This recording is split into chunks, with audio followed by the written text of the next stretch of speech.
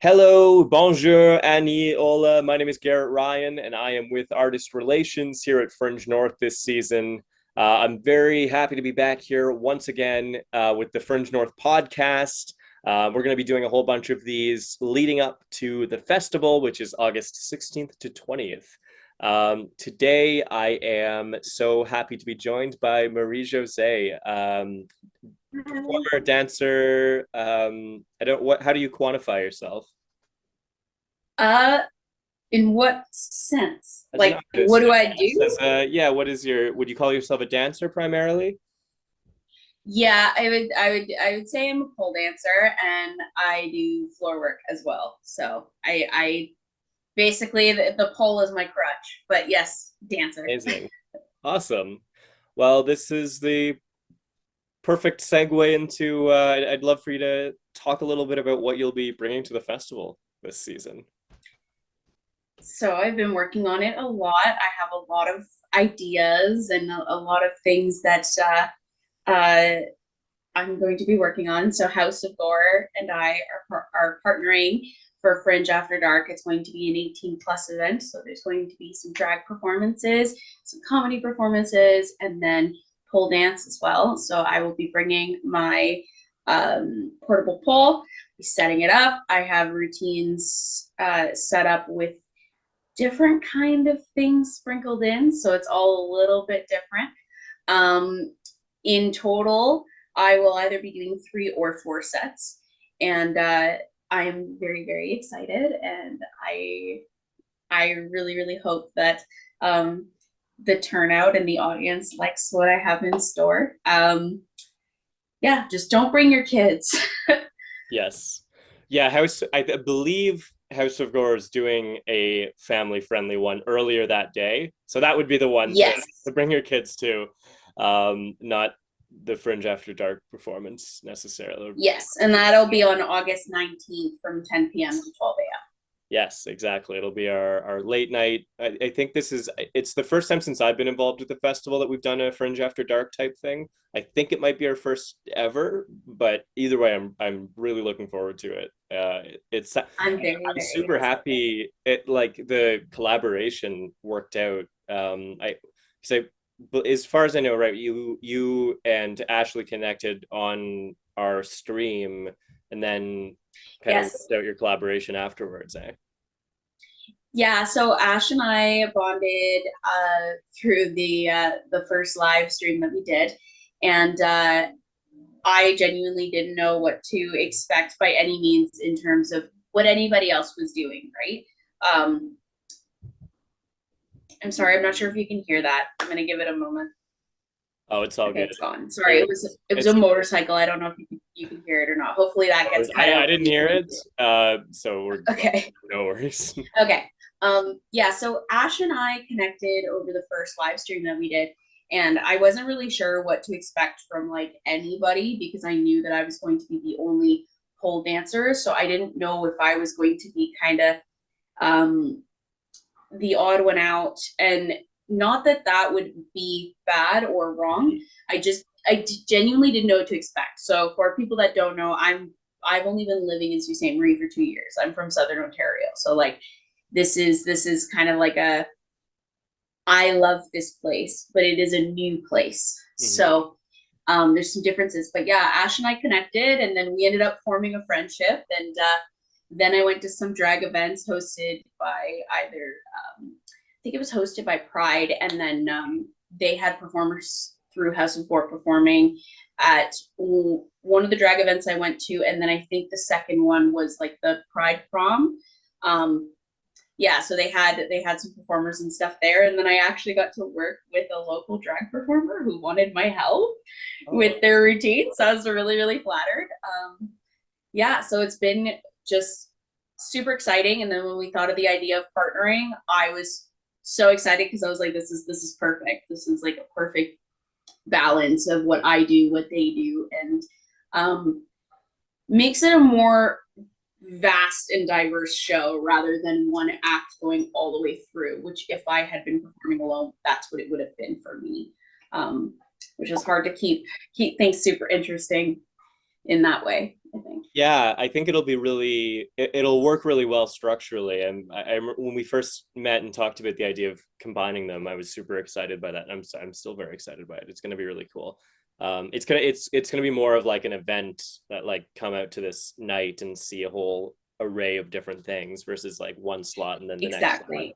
Yeah, for sure. Exactly. We've talked a lot and we've come up with a lot of ideas that I think are going to make it a very unique and extraordinary show, in my opinion. Oh, amazing. Oh, I'm so excited. That's so great. How so you mentioned you did some collaboration with a drag performer. How much do your worlds intersect as a pole dancer into that?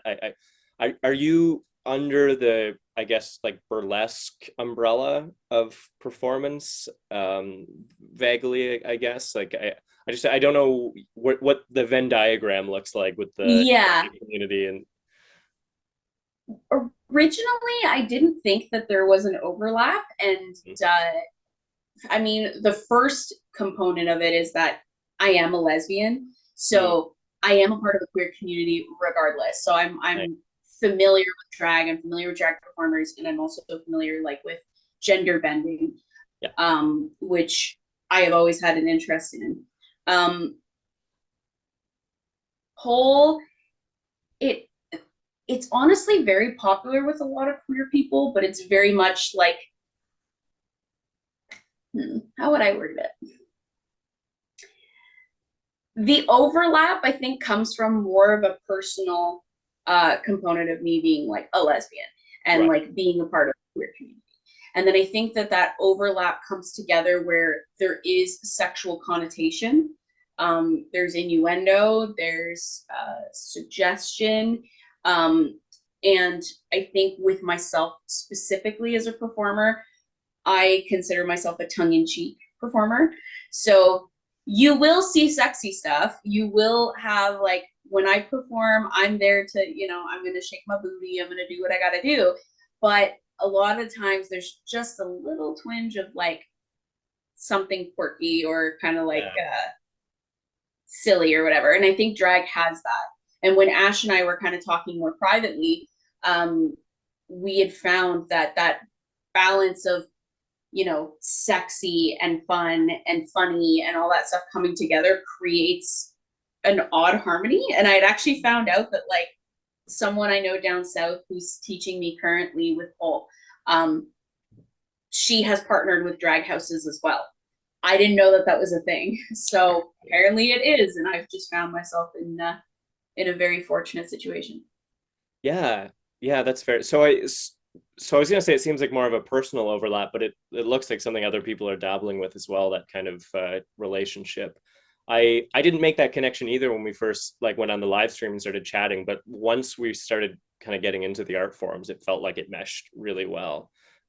Which is Yeah. I was really excited to hear that you wanted to collaborate further, and that's great. Um, Yeah, it's super exciting.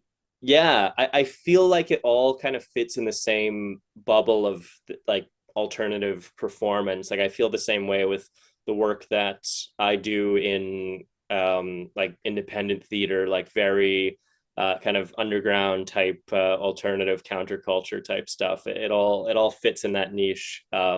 So I Yeah. love to see the collaborations forming within that space. It's really cool. I think that's what Fringe was founded on, like the whole worldwide Fringe movement, and then our Fringe as well. So it's cool that we can host that. Yeah. I'm super grateful for it too. Yeah, It's totally awesome. yeah, absolutely. So let's and I had this conversation with one of our artists, Garrett Carr, who's also a drag performer, recently about kind of delving into what it means to do drag and what is drag. Because a lot of people have all these misconceptions about what it actually means to be a drag performer, and I think the same is likely true of being a pole dancer as well. I'd love Yeah. to talk a little bit about your journey into that art form and then what it means to you to partake in that work. Specifically with pole or kind of an overlook of drag and pole? Paul, speak to your experience. Okay, so um pole dance, I mean, from the get-go, there is the connotation immediately that it is inherently sexual and that it is inherently a strip club art, which I can understand. And I respect the sex workers and the dancers that do that. I really, really do. I'm not one of them, and that's okay that I'm not one of them. I can't say I won't be one of them one day, but as of right now, I'm not, and that's okay. There's honestly, I'm not sure if you're interested in hearing kind of the layers of pole dance versus pole fitness. That's like a Yeah, huge 100%. controversy. Oh, I don't know this controversy at all, and I want to hear it. Okay, so I'm going to spill the tea.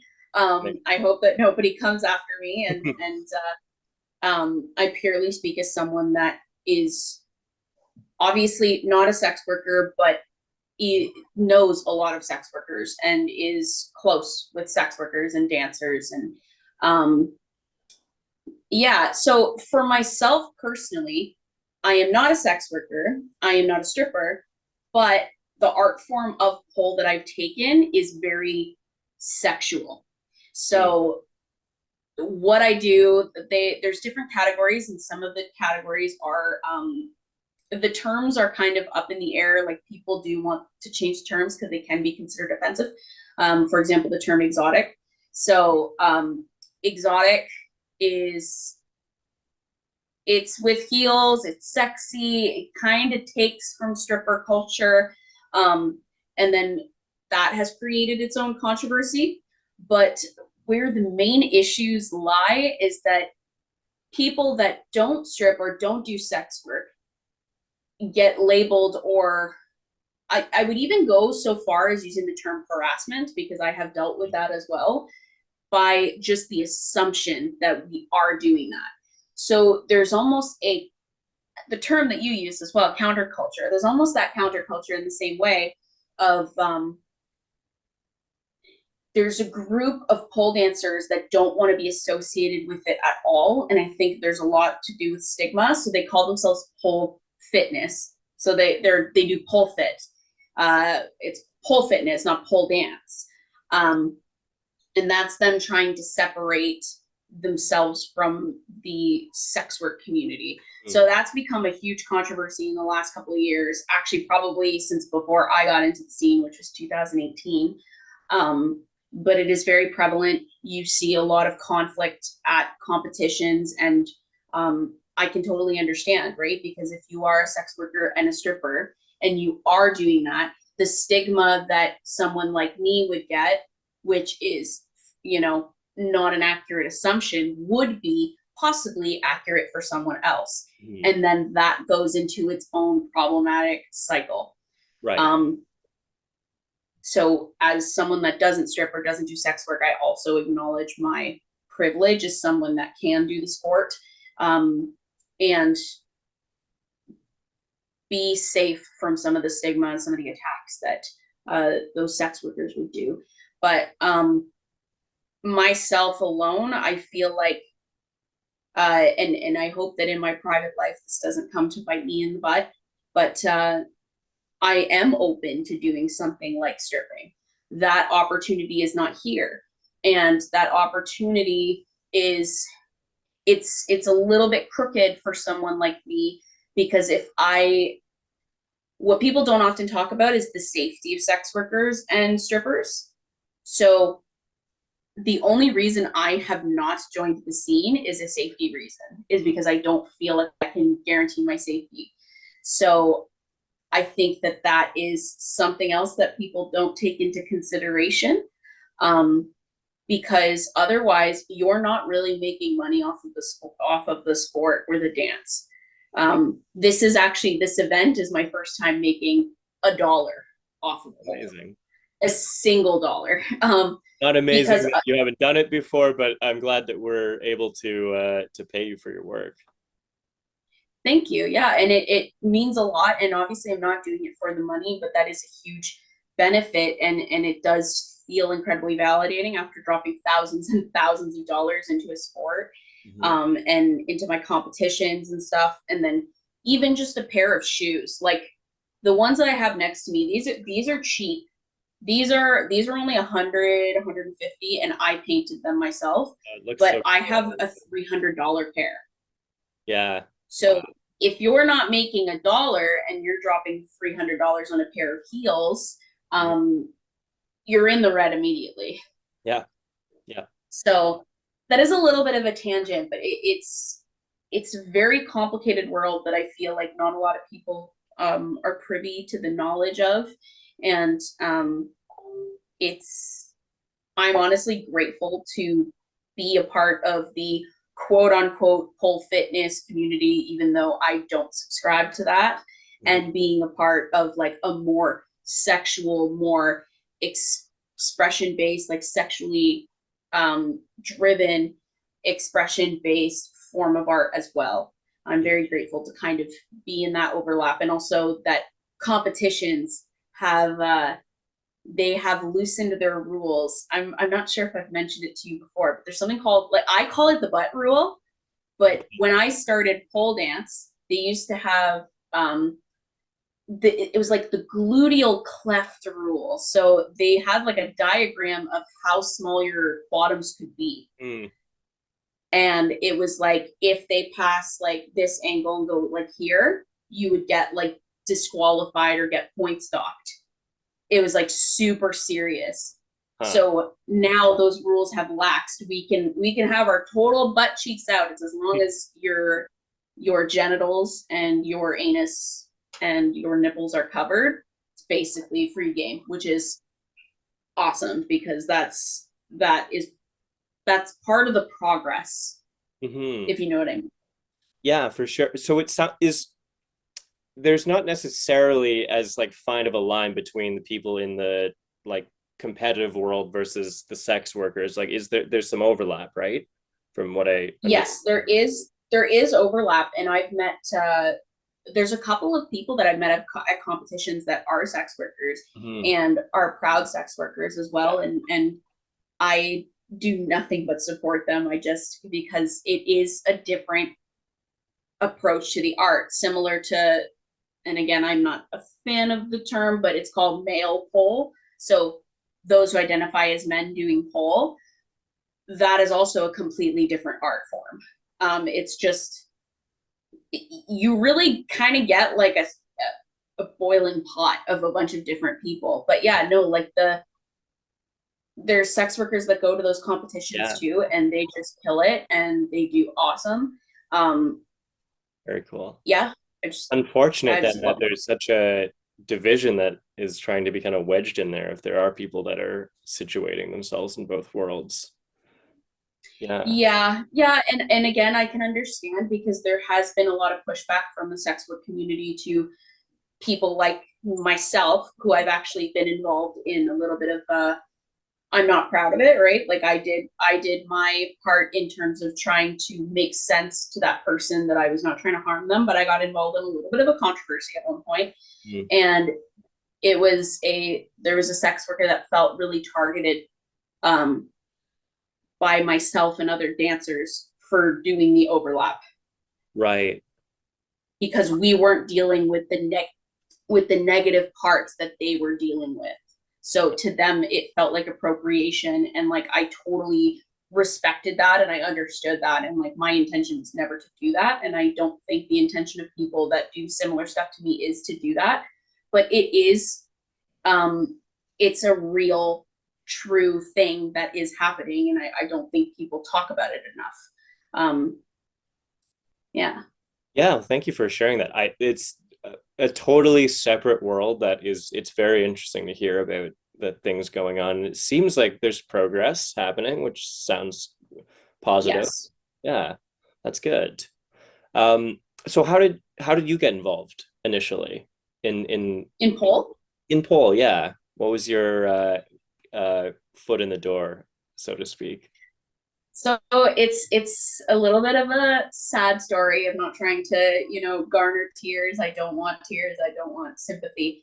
Um, so the initial introduction I had to pole, I was 14, and I don't know why. I don't know how it popped up, but I was on YouTube and a video of a dancer called Dirty Birdie, was dancing to The Weekend. And I was like, that is amazing. I was like, I love that. And I remember asking my dad to take pole, and I'm assuming he said no because it never went anywhere. But in my teens, around that about that same year, I developed anorexia, and that took most of my teenhood. It was really, really bad. It was not fun. I didn't enjoy it. I was so insecure in my body, and I had a really difficult history with dance as well, because I had taken dance as a young child, and then when my parents broke up, they couldn't afford it anymore, so I lost my sport. Yeah, so when I was about 19, I went into eating disorder treatment, and just a total side note, I'm honestly just rambling, but yeah, eating disorder programs also need a lot of progress, because they, for myself alone, I had gained about 40 pounds, and then they told me, you're getting overweight, pick a sport. Oh man.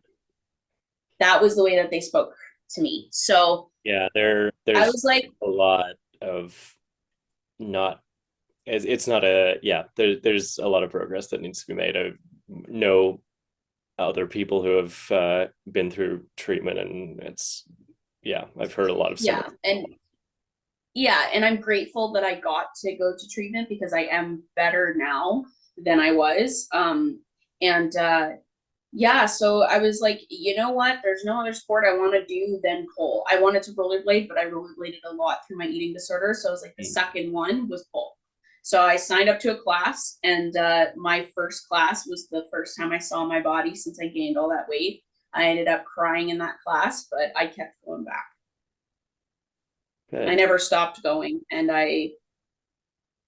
it was more about growth of body neutrality, rather than being like, oh my God, I'm so gorgeous and I'm so strong and I'm healed now. It was more like, that's my body. That's what it is. Yeah. Yeah. Yeah. And then I found out the things that I could make my body do. And that was a lot cooler than starving myself. Yeah. Surprise. Yeah, Yeah. for sure. And it's it like it must have been such a journey kind of discover, because I've seen some of the videos of the work you do, and it's like just strength wise, I imagine like developing all those muscles and stuff, that it's such a different kind of thing than you would do probably anywhere else. Like what was that process of, like, how did you get to the point you're at now, like physically? Like it just I look at it, I'm like, there's no way I could do anything remotely like that. Yeah. And it's not to gas myself up or anything, but it is a huge compliment to hear that, because often when you're pole dancing and you kind of get to a rut, you start feeling like, wow, I'm not making any progress. Like, I'm just a shit dancer. My apologies for swearing. I hope that that's okay. But it's like, I'm just a shit dancer. Like, I suck. And then you go on Instagram and you see these like elites, and you're like, wow, I'm never going to be that good.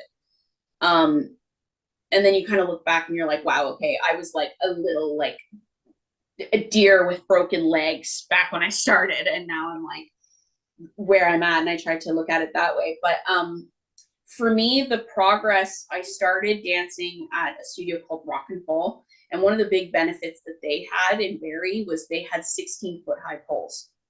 Okay. So yeah, once I learned how to climb, then it was, okay, climb all the way to the top of the pole and then come down, then climb all the way up and climb back down. So it was like constant. And then I took some boot camp classes at that studio too. And we had some really awesome instructors. And then my pole mom, Kim, who just pushed me. But where I really got the strength that I got was competing.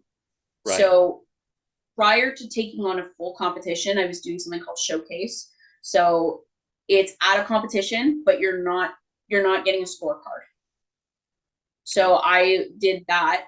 And then I would basically train for 3-4 months straight, go to the show, maybe take a month off, and then train for the next show. And the first one, I had help from my pole mom, Kim. And then onwards, I mainly did it on my own, but with her guidance. Because what I found was, although my style was maybe a little choppier or maybe less polished, um, the combinations that I was coming up with were combos I hadn't seen yet. So it was just a really weird mix of stuff. And I had found my style through that. And once I found my style, then I was really leaning into it. But I think where I'm at right now comes from the fact that, like, in early 2020, I went to class and I tried to lift myself with my arm as I had done 100 classes before, and I couldn't lift myself anymore. Mm. And I ended up going to the doctors, and I had trapezium tendinopathy. So my whole back was screwed up. And then I was dancing on a sprained wrist. It turned out that I had competed on a sprained wrist and I had no knowledge. Yeah, so for about 4 months, right around that COVID time, I stopped being able to do the dishes because I didn't have the wrist strength anymore. I stopped being able to, like, I was in college, I couldn't lift my hand up. I had like full accessibility accommodations because I couldn't move, really. Yeah. So that was a really hard time. And then having my sport basically taken from me like that was terrible. And then COVID hit and my studio shut down. So literally it was like my whole sport got taken from me. And fortunately, there was a little bit of a light in the tunnel. My buddy Ben has a buddy named Jordan, and Jordan lent me and then eventually sold me the pole that I have now. Amazing. So during COVID, I used to set up the pole outside, and then I would set it up and take it down. Might I add, that pole is heavy, and I did not have the wrist strength to put it up and take it down. I was in a lot of pain during COVID. But yeah, I would put it up and I would train, and then I would take it down, and I would post these videos online of just me with my pole in the backyard. And without a teacher was difficult, but I ended up kind of being able to be more attentive of my body. Right. Being more attentive of what muscles I'm engaging, because I didn't have someone else telling me, engage this, engage that. So now I need that person. But when I was getting my strength back, I needed to be the one to call the shots of which muscle I was using, how I was doing the trick, and all of that other stuff. Now, where I'm at now, I'm working on breaking some of the fear that I have in certain tricks. So I've been working on a trick called Aisha. It's very difficult. It uses an elbow with the pole in, and then your bottom arm holds your whole weight and your body is away from the pole. Cool. That one is very hard for me. And I've been working on that one, working on the fear around that. And then I've been working with my teacher, Susie from Vertical Air, and we're doing, right now we're working on the fear component, and we're working on polishing some of the bad habits that I developed through all of that kind of chaos. Very interesting. A long tangent. Oh, that's amazing. It's such an inspiring story, and I'm happy that we're able to. One of the things about Fringe that I love as an artist and as a producer of the festival is just like being able to have a space where we can house people that are still really in the process of like finding their voice or like redeveloping themselves as artists and things like that. And so it's really a like, I'm so glad that you were able to be involved in the festival this year. It's great. It means a ton. It really it means more than I think I can express, because I love my competitions, I really do, but because I'm so competitive, I'm like looking at the rules, looking at the score sheets and everything, and I'm making sure that I'm trying to hit everything. So being in a position now where, yes, the stakes are high in the sense of how much effort I'm putting in and how much of my body I'm using to put this all together, but being able to express myself with no limits has been a long time coming, I think. Yeah. That's great. Yeah, thank you. Yeah. Oh, I'm so excited. I I am noticing the time, and we should wrap up in a second. But I want to two things I want to ask. First of all, we talked a bit about it a little bit. You mentioned that you've been in the Sioux for about 2 years now. What is the community like in terms of pole dancers? In terms of you talked a little bit about doing some of the pride stuff, or seeing some of the pride events and things like that. What what is it like in a smaller area that's potentially a little bit different than Southern Ontario? I'm in Southern Ontario now. I'm from Northern Ontario. I know I've seen quite a difference between the two places. So I'm curious Yeah, how you feel going the other direction. I'll try to keep it brief, but it's there is a huge difference. We have a very small studio here, and then we had another studio, but that one there's some complications with what happened with COVID, but they're still kind of taking clients. The scene's kind of small, um, like incredibly small, and because the main studio that we have is very small and doesn't host classes per se, that community is very sparse. So there's, from what I know, there's a couple of us in town, but because we don't have that kind of space where we're all there at the same time, Mhm. I don't feel super connected to a full community here, Right. which is unfortunate because I felt like at my old studio down south, there were 8 poles. So that meant that we were hosting classes and there were up to, if not more, 8 of us there. Yeah. So I made a lot of good friends that way. So that's kind of something that I think is missing in Sioux, and I would really like to see a larger pole community being formed here.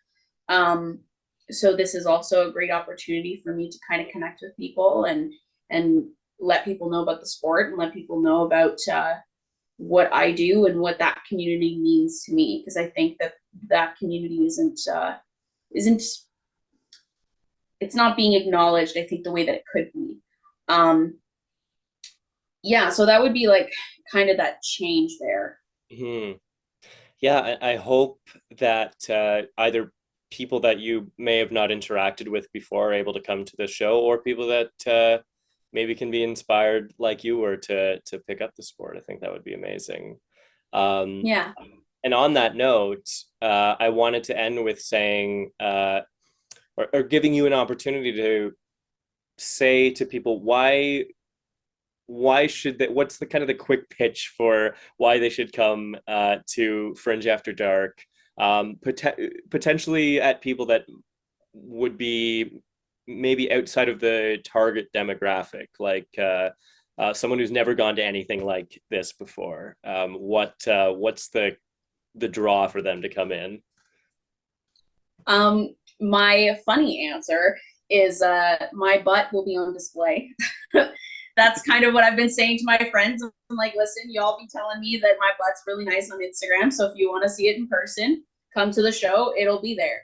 Um, I think a more general way that I would pitch it would be, I think first off, that overlap with House of Gore is going to be something unique, especially in the Sioux, not something that we have. I do find that as someone that's a little bit younger, um, I don't see a huge amount of kind of events like that happening. And although it is not going to be a strip show, I do find like we don't have that in town. So if you're looking for a little like in a in a safer environment, a controlled environment, and you're looking for something a little saucy, I have some saucy pieces set up. Um, I also feel like I'm going to I think I'm going to make people smile. I think I'm going to make people laugh a little bit. And I have something very big planned um, for the finale. And I would love for a huge amount of people to come see that. And I think that that'll be a fun thing for people to watch. Yeah, absolutely. Thank you so much Thank for you. all of this, for being here, for being in the festival. I will be there for sure. I'm really looking forward to it. I hope we get big group of people together to see what I'm sure is going to be an amazing night. Thank Um, you so much. And I'm super excited to meet you as well and to meet everybody yeah, that's going to be coming. It's gonna be awesome. absolutely. Yeah, it's going to be a lot of fun for sure. Yeah, we do these like Zoom interactions, and then it's so nice to be there at the end of the summer to actually see everyone in person. Uh, Yeah. do you have anywhere people can follow you on social media? Anything coming up that people can stay Yes. tuned for? So, if you're interested in following me, I am on Instagram. That is my main platform. So it's Maree Jozayy, MareeJozayy.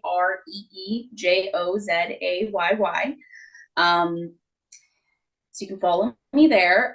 There will be posters going up in town very soon. Um, and I'm hoping to continue expanding. I have some plans that I can't disclose yet, but I have some plans for after Fringe that I'm going to expand on. So if you want to be a part of that, and if you want to know more, definitely hit me up on my Instagram. I'm always there. Awesome. Great. That's so exciting. And also, thank you so much for everyone for tuning in. Merci, Miguel, gracias. And a reminder that Fringe North 2023 will be from August 16th to the 20th. And you can check out Maree Jozayy and House of Gore on August 19th. Um, and you can also check out our website and all our social media channels, which will be in the description below. And that's going to have all the information about the festival. And if you want to support the work that our team is doing here, you can consider tipping the Fringe, and you can find all the information for that in the description below as well.